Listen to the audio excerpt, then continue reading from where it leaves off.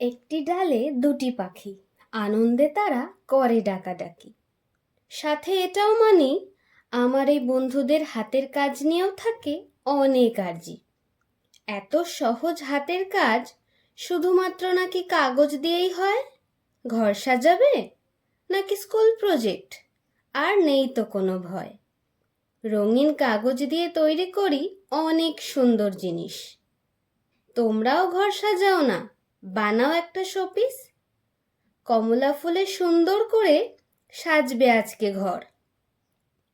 সবুজ রঙের পাতাও দেব, বসবে গায়ে তারা পর পর। লেখাপড়া তো সবাই করি, পেনও থাকে সবার কাছে। সেই পেন দিয়ে তো ডিজাইন হবে, কারণ দেখতে ভালো লাগবে।